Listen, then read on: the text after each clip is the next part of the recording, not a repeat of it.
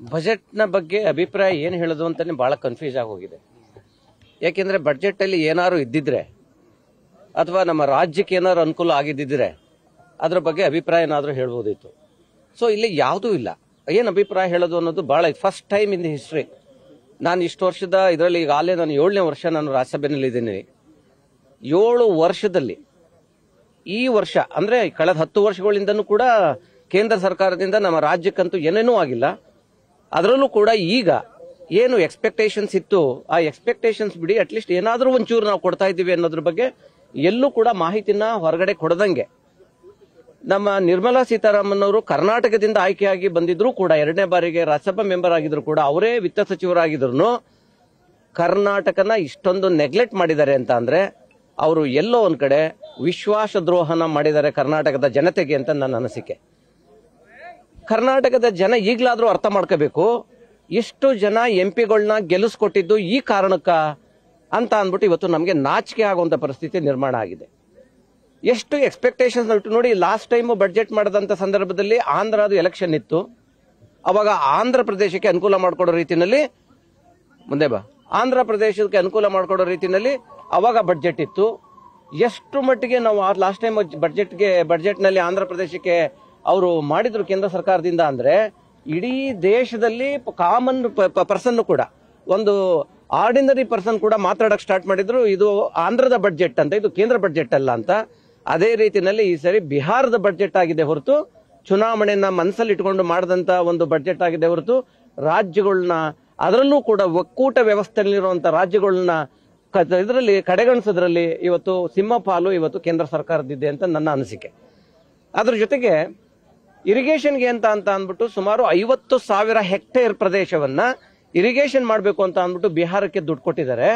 ಆದ್ರೆ ಕರ್ನಾಟಕದಲ್ಲಿ ಇವತ್ತು 20,000 ಹೆಕ್ಟೇರ್ನ ನಾವು ನೀರಾವರಿ ಮಾಡಬೇಕು 2030 ಅಂತ ಕಳೆದ ಅಂದ್ರೆ ಇನ್ನ 5 ವರ್ಷದ ಅವಧಿನಲ್ಲಿ ಮಾಡಬೇಕು ಅಂತ ನಾವು ಪ್ರಸ್ತಾವನೆ ಇದ್ರು ಕೂಡ ಒಂದೇ ಒಂದು ಪೈಸನ ಇರಿಗೇಷನ್ಗೆ ಕೊಡದನೇ ಇರೋದು ಇದು ದುರ್ದೈವದ ಸಂಗತಿ.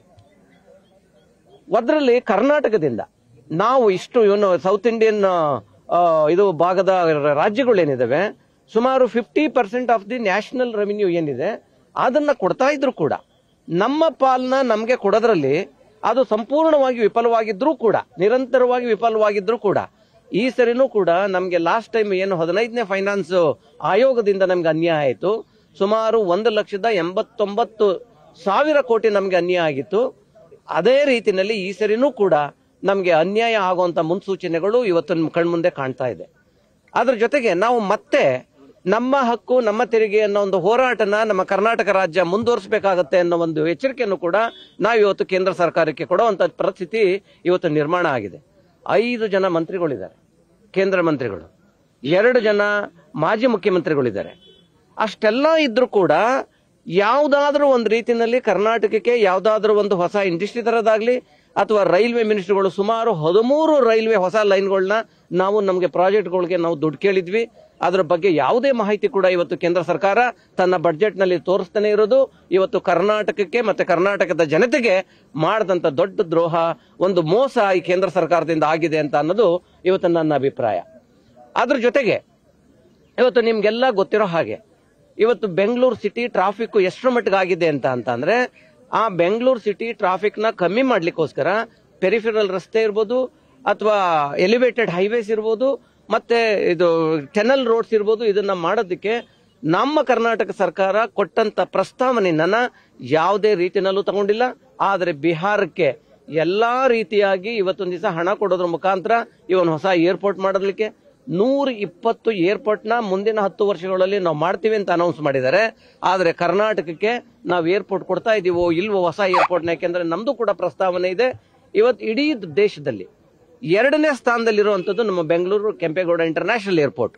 ಅಷ್ಟು ಜನ ಇವತ್ತು ನಮ್ಮ ಕರ್ನಾಟಕದಿಂದ ಟ್ರಾವೆಲ್ ಮಾಡ್ತಾ ಇದ್ರು ಕೂಡ ನಮ್ಗೆ ಇನ್ನ 2 ಅಥವಾ 3 ಇಂಟರ್ನ್ಯಾಷನಲ್ ಏರ್ಪೋರ್ಟ್ ಅವಶ್ಯಕತೆ ಇದ್ರು ಅದ್ರ ಬಗ್ಗೆ ಚಕಾರ ಎತ್ತನೆ ಇರೋದು ನಿಜವಾಗ್ಲೂ ಕೂಡ ಇದು ದುರ್ದೈವದ ಸಂಗತಿ. ಅದರಿಂದ ನಿರ್ಮಲಾ ಸೀತಾರಾಮನ್ ಅವರಿರ್ಬೋದು, ಮೋದಿ ಅವರಿರ್ಬೋದು, ಯಾವುದೇ ಕಾರಣಕ್ಕೂ ನಮ್ಮ ಕರ್ನಾಟಕದ ಜನತೆಗೆ ಕರ್ನಾಟಕನ ಅವರು ಸೀರಿಯಸ್ ಆಗಿ ತಗೊಂಡಿಲ್ಲ, ನಮ್ಗೆ ಅನುಕೂಲ ಮಾಡ್ಕೊಡಲ್ಲ. ಅದರ ಬಗ್ಗೆ ಚಕಾರ ಕೂಡ ಎತ್ತನೆ ಇರುವಂತ ನಿಷ್ಕ್ರಿಯವಾದಂತ ಮಂತ್ರಿಗಳು ಅಂತ ಅಂದ್ರೆ ಇವ್ರು 5 ಜನ ಮಂತ್ರಿಗಳು ಮತ್ತೆ ಎಂಪಿಗಳು. ನಾವು ಹೋರಾಟಕ್ಕೆ ಅಂದ್ರೆ ನ್ಯಾಯಬದ್ಧಂತ ಹೋರಾಟಕ್ಕೆ ನಮ್ಮಲ್ಲಿ ಎಷ್ಟೇ ಒಂದು ಭಿನ್ನಾಭಿಪ್ರಾಯಗಳು ಪಾರ್ಟಿ ವೈಸ್ ಇರ್ಬೋದು, ಬಿಜೆಪಿ ಕಾಂಗ್ರೆಸ್ ಅನ್ನೋ ದೃಷ್ಟಿಯಲ್ಲಿ ಇರ್ಬೋದು, ಆದ್ರೆ ರಾಜ್ಯ ಅಂತ ಬಂದಂತ ಸಂದರ್ಭದಲ್ಲಿ ನಾವು ಕನ್ನಡಿಗರ ಪರ ನಿಲ್ಬೇಕು, ನಮ್ಮ ರಾಜ್ಯದ ಹಿತಾಸಕ್ತಿ ಪರ ಇರಬೇಕು. ಆದ್ರೆ ಅದನ್ನ ಬಿಟ್ಟು ಇದನ್ನ ಸಮರ್ಥಿಸ್ಕೊಳ್ಳೋ ಅಂತ ರೀತಿಗೆ ಇವತ್ತು ಬಿಜೆಪಿನವರು ಎಂಪಿಗಳು ಮುಂದಾಗ್ತಾರೆ. ನೀವು ನೋಡ್ತಾ ಇರಿ.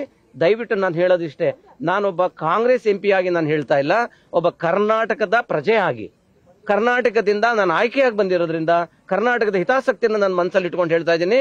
ಈ ಕೇಂದ್ರ ಸರ್ಕಾರದಿಂದ ನಮ್ಮ ಕರ್ನಾಟಕಕ್ಕೆ ಯಾವುದೇ ರೀತಿಯಾದಂತ ಅನುಕೂಲ 10 ವರ್ಷದಿಂದ ಆಗಿಲ್ಲ, ಮುಂದೆನೂ ಕೂಡ ಆಗಲ್ಲ. ಇದು ಶತಸಿದ್ಧ. ಈಗಲಾದ್ರೂ ಕೂಡ ಕನ್ನಡ ಜನತೆ ಅರ್ಥ ಮಾಡ್ಕೋಬೇಕು. ಇದ್ರ ಬಗ್ಗೆ ಹೋರಾಟನ ನಾವು ಮಾಡಬೇಕಾದಂತ ಅನಿವಾರ್ಯತೆ ಮುಂದಿನ ದಿನಗಳಲ್ಲಿ ಬರುತ್ತೆ ಅಂತ ನನ್ನ ಅನಿಸಿಕೆ. ಕಳೆದ ಬಾರಿಗಿಂತ ಈ ಬಾರಿ ಮಧ್ಯಮ ವರ್ಗಕ್ಕೆ ಹೆಚ್ಚು ಪ್ರಾಶಸ್ತ್ಯವನ್ನು ಕೊಟ್ಟಿದೆ ಎನ್ನುವಂಥದ್ದು. ಮಧ್ಯಮ ವರ್ಗಕ್ಕೆ ಅಂತಂದ್ರೆ ಯಾವ ರೀತಿಯಲ್ಲಿ ಟ್ಯಾಕ್ಸ್ ರಿಬೇಟ್ ಕೊಟ್ಟಿರೋದ್ರಲ್ಲ, ಟ್ಯಾಕ್ಸ್ ರಿಬೇಟ್ 7 ಲಕ್ಷದಿಂದ 12 ಲಕ್ಷ ತನಕ ಕೊಟ್ಟಿದ್ದಾರೆ ಅಂತ ಅಂದ್ಬಿಟ್ಟು ಹೇಳಿ. ಇದನ್ನ ಎಕ್ಸ್ಪೆಕ್ಟೇಷನ್ಸ್ ಇನ್ನ ಜಾಸ್ತಿ ಇತ್ತು. ಪ್ರತಿಯೊಂದೂ ಕೂಡ ಈ ಕೇಂದ್ರ ಸರ್ಕಾರ ಅಧಿಕಾರಕ್ಕೆ ಬಂದಾಗ್ಲಿಂದ ಬಡ್ಜೆಟ್ ಗಾತ್ರ ಎಷ್ಟಿತ್ತು, ಎಷ್ಟು ಇನ್ಕಮ್ ಟ್ಯಾಕ್ಸ್ ಕಲೆಕ್ಟ್ ಆಗ್ತಿತ್ತು, ಮತ್ತೆ ಇವಾಗ ಎಷ್ಟು ಕಲೆಕ್ಟ್ ಆಗ್ತಾ ಇದೆ, ಮತ್ತೆ ರೆವಿನ್ಯೂ ಎಷ್ಟು ಕಲೆಕ್ಟ್ ಆಗ್ತಾ ಇದೆ, ಇಡೀ ದೇಶದಿಂದ ಡೈರೆಕ್ಟ್ ಟ್ಯಾಕ್ಸ್ ಎಷ್ಟು ಕಲೆಕ್ಟ್ ಆಗ್ತಾ ಇದೆ ಅಂತ ನಾವು ಯೋಚನೆ ಮಾಡಿದ್ರೆ ಅವರು ಜಾಸ್ತಿ ಮಾಡ್ಬೇಕಾಯ್ತಿದ್ದು 12 ಲಕ್ಷ ಅಲ್ಲ, ಅದನ್ನ 20 ಲಕ್ಷಕ್ಕೆ ಇರಿಸಬೇಕಾಯ್ತು. ನನ್ನ ಪ್ರಕಾರ 20 ಲಕ್ಷ ಕೊಡಬೇಕಾಗಿತ್ತು. 20 ಲಕ್ಷದವರೆಗೆ ಯಾರು ದುಡಿತಾರೆ, ಇನ್ಕಮ್ ಬರ್ತದೆ, ಅವ್ರಿಗೆ ಇವತ್ತೊಂದು ದಿವಸ ಅವರು ಇನ್ಕಮ್ ಟ್ಯಾಕ್ಸ್ ನ ಚಾರ್ಜ್ ಮಾಡಬಾರ್ದಿತ್ತು ನನ್ನ ಅನಿಸಿಕೆ ಪ್ರಕಾರ. ಯಾಕೆ ಅಂತ ಅಂದ್ರೆ ಪ್ರತಿ ಒಬ್ಬನಿಗೂ ಕೂಡ ಇವತ್ತು ನಾವು ತಲಾ ಅದೇ GDP ಅಂತ ಲೆಕ್ಕ ಹಾಕ್ತಿವಿ. ಪ್ರತಿ ಒಬ್ಬನ ಆದಾಯನು 10 ವರ್ಷದಿಂದ ಇದ್ದಂಗೆ ಇವತ್ತಿರೋದಿಲ್ಲ. ಇವತ್ತೊಂದು ದಿವಸ ಇವತ್ತು ಮನೆ ಬಾಡಿಗೆ ಎಷ್ಟು ನೀವು ಕಟ್ತೀರಿ, ಮತ್ತೆ ಯಾವ್ದಾದ್ರು ಒಂದು ಸೈಟ್ ತಗೋಬೇಕಂದ್ರೆ ಎಷ್ಟು ದುಡ್ಡು ಕೊಡ್ತೀರಿ, ಇದನ್ನೆಲ್ಲ ನೀವು ಯೋಚನೆ ಮಾಡದಂತ ಸಂದರ್ಭದಲ್ಲಿ ಇವತ್ತೇನು 12 ಲಕ್ಷ ಇವತ್ತು ರಿಬೇಟ್ ಕೊಟ್ಟಿದ್ದಾರೆ, ಅದು ಏನೇನು ಸಾಮಾನ್ಯ ಜನತೆಗೆ, ಮಿಡ್ಲ್ ಕ್ಲಾಸ್ ಜನಕ್ಕೆ ಅನುಕೂಲ ಆಗಲ್ಲ. ಅದನ್ನ ಟೆನಿ ಕಾಸ್ಟ್ 20 ಲಕ್ಷಕ್ಕೆ ಮಾಡಿದಿದ್ರೆ ಎಲ್ಲೋ ಒಂದ್ ಕಡೆ ಸ್ವಲ್ಪ ಅನುಕೂಲ ಆಗ್ತಿತ್ತು. ಅದನ್ನು ಮಾಡದೇ ಇರೋದು ಕೂಡ, ಅದು 12 ಲಕ್ಷಕ್ಕೆ ಮಾಡಿದ್ದಾರೆ, ಅದು ಎಲ್ಲೋ ಒಂದ್ ಕಡೆ ರೀತಿಯಲ್ಲಿ ಪರವಾಗಿಲ್ಲ ಅನ್ಸಿದ್ರು, ಅದನ್ನ not excellent and also is not good. ಅದನ್ನ 20 ಲಕ್ಷಕ್ಕೆ ಮಾಡಿದರೆ ಮಾತ್ರ ಅದೊಂದು ಬಿಟ್ರೆ ಇನ್ನೇನ್ ಮಾಡಿದ್ದಾರೆ ಹೇಳಿ ನೋಡ. ಯಾವ್ದಾದ್ರು ಒಂದು ಈ ಕರ್ನಾಟಕದ, ನೀವು ಕೂಡ ಮೀಡಿಯಾದವರು ಕರ್ನಾಟಕದವರು ಬಂದಿದ್ದೀರಿ, ನೀವು ಒಂದು ಹೇಳಿಲ್ಲ ಇಂತಿಂತದ್ದು ಮಾಡಿದ್ದಾರೆ ಅಂತ ಹೇಳಿ ಅದಕ್ಕೆ ನಾನು ಬೇಕಾದ್ರೆ ರಿಯಾಕ್ಟ್ ಮಾಡಕ್ ನಾನು ರೆಡಿ ಇದ್ದೇನೆ. ಇಷ್ಟೊಂದೆಲ್ಲ ನಮ್ಮವೆಲ್ಲ ಒಂದು ಎಕ್ಸ್ಪೆಕ್ಟೇಷನ್ಸ್ ಏನೇನಿತ್ತು, ನಿಮ್ಗೆ ಇರಿಗೇಷನ್ ಸಂಬಂಧಪಟ್ಟಂಗೆ ಮೇಕೆದಾಟು ಇವತ್ತಾಗ್ಲಿಲ್ಲ. ಪ್ರತಿಯೊಬ್ಬರು ಕರ್ನಾಟಕದಲ್ಲಿ ಮನೆ ಮಾಡ್ಕೊಂಡಿದ್ದಾರೆ, ಇಡೀ ರಾಜ್ಯದಲ್ಲಿ ಇರುವಂತಹ ಮಿನಿಸ್ಟರ್ಗಳು, ಎಂಪಿಗಳು, MLA ಆದ್ರೆ ಯಾಕೆ ಇವತ್ತು ತನಕ ಮೇಕೆದಾಟೋದಕ್ಕೆ ಪರ್ಮಿಷನ್ ಕೊಡ್ಲಿಕ್ಕೆ ಸಾಧ್ಯ ಆಗ್ಲಿಲ್ಲ? ಕಳೆದ ಬಾರಿ 178 TMC ವಾಟರು ಸಮುದ್ರಕ್ಕೆ ಹರಿದು ಹೋಗಿದೆ ಕರ್ನಾಟಕದಿಂದ, ಇದರಿಂದ ಯಾವ್ದೋ ಕಾವೇರಿಯಿಂದ. ಆ ನೀರ್ನ ನಾವು ತಡೆಗಟ್ಟಿದ್ರೆ ಇವತ್ತು ಎಷ್ಟು ಜನ ಕುಡಿಯೋದಕ್ಕೆ ಬೆಂಗಳೂರಿಗೆ ನೀರಾಗ್ತಿತ್ತು. ಕಳಸಾ ಬಂಡೂರಿನಲ್ಲಿ ನಿಮಗೆ ಗೊತ್ತಿದ್ದಂಗೆ 169 TMC ನೀರು ಹರಿದು ಹೋಗಿದೆ ಸಮುದ್ರಕ್ಕೆ. ಆ ನೀರ್ನ ತಡೆ ಹೊಡಿದಿದ್ರೆ ನಮ್ಗೆ ಇವತ್ತಿನ ಆ ಭಾಗಕ್ಕೆ, ಬೆಳಗಾಂ ಇರ್ಬೋದು, ಬಾಗಲಕೋಟೆ ಇರ್ಬೋದು, ಸಂಪೂರ್ಣ ಆ ಭಾಗಕ್ಕೆ ಇರಿಗೇಷನ್ ಆಗ್ತಿತ್ತು, ಆಮೇಲೆ ಕುಡಿಯೋ ನೀರು ಆಗ್ತಿತ್ತು.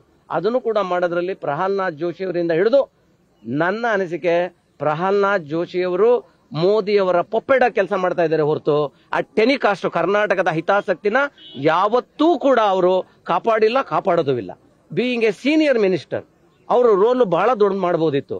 ಆದ್ರೆ ಅವ್ರ ರೋಲ್ ನಿಜವಾಗ್ಲೂ ಕೂಡ ನಾನು ತುಂಬಾ ಒಂಥರ ನನಗೆ ಬಹಳ ಬೇಜಾರಾಗ್ತಾ ಇದೆ. ಪ್ರಹ್ಲಾದ್ ಜೋಶಿ ಅವ್ರ ಬಗ್ಗೆ ನನಗೆ ಗೌರವ ಇದೆ, ಆದ್ರೆ ನಮ್ಮ ಕರ್ನಾಟಕದ ಬಗ್ಗೆ ಅವ್ರ ಹಿತಾಸಕ್ತಿ ಇಲ್ಲದೆ ಇರೋದು ಬಹಳ ನೋವು ತಂದಿದೆ ಅಂತ ಹೇಳೋದಕ್ಕೆ ಈ ಸಂದರ್ಭದಲ್ಲಿ ಇಷ್ಟಪಡ್ತೇನೆ. ನ್ಯೂಸ್ ಫಸ್ಟ್, ನಿರ್ಭೀತಿಯಿಂದ ನಿಮ್ಮ ಪರವಾಗಿ.